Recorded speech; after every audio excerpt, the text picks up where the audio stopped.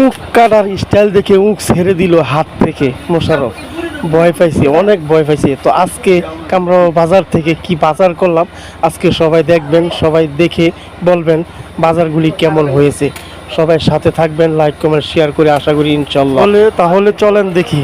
ভাই এই যে কার্বন লইছি, হ্যাঁ কার্বন লইছি 70 টাকা, হ্যাঁ 70 টাকা 1.5 কেজি কার্বন লইছি। হ্যাঁ ভাই 80 টাকা কেজি চাইছে, পরে আমি কইছি হাফটা কত, পরে কইছে যে হাফটা নিলে 150 টাকা লাগবে। আমি কইছি 70 টাকা দিয়া। ভাই আপনি কি ব্যাগ পাইছেন? আমি বুঝি তুই আমার লইছেন এই অবস্থা নেই অবস্থা ছিল না তো ভাই আছি না, যে অবস্থা।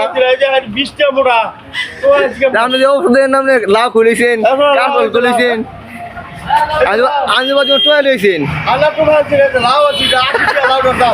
এই অবস্থা করে দেশের পরিস্থিতি খুব খারাপ, এই অবস্থা করে দেশের পরিস্থিতি খুব খারাপ। পরিস্থিতি খারাপ কেমন জানো? এর আগে হুন্ডারের তেল আছে না, হুন্ডারের তেলের লেগে পরে কি করছে, যখন তেল দাম বাড়াইছে পরে তেল আছে অ্যাভেলেবেল, মানে সিএনজি ওলারা সিএনজি ইয়া পেরে বেরোছে, দাম বাড়াইছে বাড়াইছে সিএনজি বলে গ্যাস হয় না। দেশের পরিস্থিতি খুব খারাপ হয়েছে সিএনজি। তো নাম নেই অবস্থা করে আর এর লেগে তো এই অবস্থা হয়েছে, সব জিনিসের দাম বাড়তি, বাড়তির অবস্থা কারণে এই অবস্থা।